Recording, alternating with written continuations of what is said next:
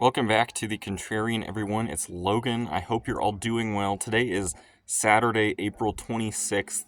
It's been a couple of weeks since I made a video, and a lot has happened in the last 2 weeks. I would say mainly with regards to almost just a reset in sentiment pretty much across the board. Maybe with the exception of gold, of course, which I'll talk about, but definitely in the broader stock market, in the bond market, in silver, in pretty much everything except gold. We have seen a major reset in overall expectations where people think they can realistically go in the near-term future or this year and things like that. And overall, I'll just be talking about how it's actually a very bullish, a very optimistic setup that I see right now, despite all of the potential reasons that people have to be bearish right now. And if anything, it's kind of a situation where it's like, it's so bearish that it is bullish, but there are some other things that I'll talk about that do actually, in my mind at least, set up a very bullish picture in the stock market right now. Now, I'm sure a lot of you have listened to a guest I've had on several times, David Hunter. I'll be having him on again in about a month, but this will be very much in line with things that he has pointed out recently. I don't want to make it seem like I'm copying him or anything, but I just see a lot of the same things as to what he is talking about right now. So, of course, with the stock market selling off, with gold spiking higher, with bonds actually selling off as well, and yields going higher, we've all seen that in response to a lot of the noise surrounding tariffs in the last month, kind of ever since the Liberation Day event, where I think everyone was surprised with how aggressive these tariffs are. The market kind of, extrapolated that into the future, of course, assuming that the tariffs actually take effect and that they don't, aren't negotiated away, which I think is a big assumption, but the market effectively believed whatever Trump was saying, that these tariffs would, be in place for a long period of time and therefore negatively impact earnings in a big way, negatively impact the U.S. consumer in a big way.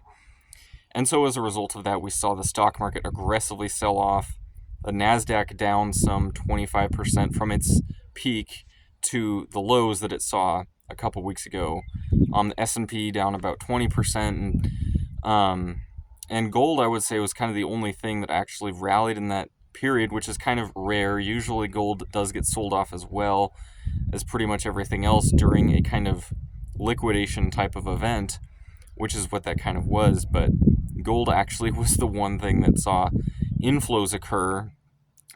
We did see silver sell off too. We saw actually bonds sell off, which that was probably the most surprising thing personally. I could kind of see a reason for, okay, the dollar might sell off because people are losing confidence. Maybe some international investors are losing confidence in the US dollar. I can kind of understand that, but with bonds selling off as well, that was something that caught me by surprise because, if anything, bonds are the typical safe haven type of trade that people end up running into, whether it's in the 2008 financial crisis, during the COVID correction or crash, or going back further than those two, but bonds are pretty much always a dependable safe haven kind of asset, and in this situation they weren't, which was somewhat surprising. But overall, actually, I do see personally a very bullish setup right now. Let's assume that China, Japan, some of these bigger trading partners, some of whom have been targeted, by some hefty tariffs, let's assume that they're willing to come to the negotiating table pretty soon. And if anything, we have been seeing some headlines surrounding how soon some of them are willing to sit down with the Trump administration and work some potential deals out. Now, so far we don't really have any big countries like Japan or China or India that have made effective deals. We've had some of the smaller ones, El Salvador and Israel, some of the ones that I would, obviously think are willing to come to the table just with how close of a relationship they already have with this administration. But, once you start to see some of these deals being made, some tariffs that Trump has threatened or put in place being pulled back or pulled away completely.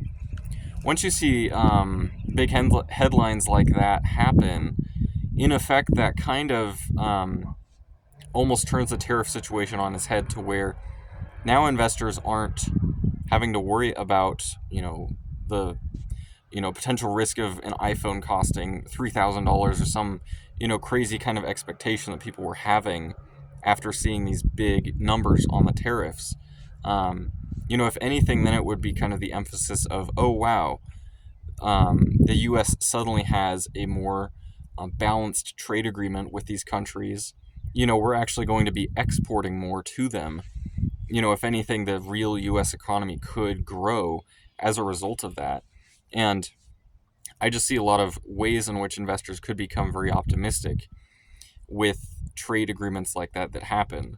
And, if anything, with kind of a reset in the sentiment that we've seen in the last month, it doesn't take much for investors to really almost reverse course from what they've been on, which is kind of a panic and fear-induced selling spree, and probably some margin calls and forced liquidation kind of events as well. And so almost like what we saw back during the yen carry trade, small unwind that happened back in August, and all the fear-induced and liquidation selling that happened there, I could see a very rapid resuming of the rally to the upside, in the stock market, in the bond market as well. I mean, with inflation and inflation expectations now coming in lower, but even, a couple of the recent inflation prints that we have had in the last couple of months really just point to significantly lower inflation. And if anything, it could be in the Fed's target of 2% here pretty soon. If anything, it might already be there, because inflation, the data comes in a month late. It's kind of a lagging indicator. And so if anything, overall inflation could already be around 2%. And so that would present another bullish scenario in which, the Fed can begin to go back into an easing kind of condition again, whether that's with rates or with QE if they need to. And so again, that does provide more reasons for investors to be optimistic, and just more reasons for them to get back into the markets. And so it's really why, I personally don't see much more risk to the downside, but I see a lot more potential to the upside. And so, these are just my thoughts, of course. I'm not trying to provide any sort of advice in any way, shape, or form. I'll talk a little bit about gold, of course, because that's been the big occurrence in the last 3 weeks, with gold really spiking, briefly going past 3,500. I did not see that coming as kind of a safe haven kind of trade. With what happened there, that did catch me by surprise. I'm not surprised also to see gold correcting, back to 3,200 area where it is now. If anything, I think it could, easily revisit the $3,000 an ounce area. But, overall, I think probably the next things that we'll start to see returns of interest will be the mining complex behind gold and silver itself, which has kind of kept in track with gold, but hasn't outperformed to the upside as it typically does. And so, I remain bullish on all things in the precious metals space, but I think it's probably going to be silver's time to shine here pretty soon. Gold, I think, will continue to do pretty well, but yeah, it's kind of the one thing out of the precious metals space that so far has performed well, which I think is irritating some people out there. But I think it's just cool to watch and see. We are definitely in a historic time with regards to potential kind of monetary resets, or just, I would say, deals that can happen that'll change things quickly, but might not be unexpected entirely. And so, we've seen kind of Scott Bessent maybe hint at things like that. We've seen just kind of the whole new administration, generally speaking, I would say, is willing to consider things that the previous status quo kind of politicians, individuals weren't as willing to consider. And so it's kind of like now more things are on the table, more things can be considered with regards to the future of the U.S. economy and the global monetary system as a whole, which, it does just show that we are in a very historic time with regards to the markets. I guess broadly speaking, I think it's a time in which caution is warranted for sure. I can see why people have been nervous the last month. But I think it's also a time in which it is important to pay attention to what is happening out there. And so, I hope you enjoyed all the things I had to say about, the markets, my thoughts, why I think it is a very bullish setup right now, actually.